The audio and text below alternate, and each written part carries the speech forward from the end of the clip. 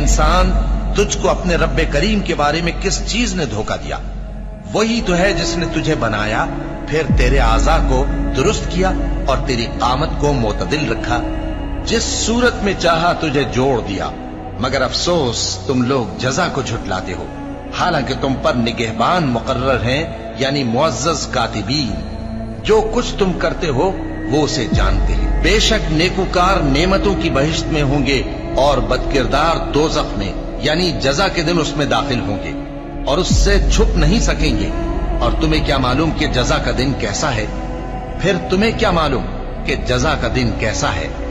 جس روز کوئی کسی کے کچھ کام نہ آ سکے گا اور حکم اس روز اللہ ہی کا ہوگا۔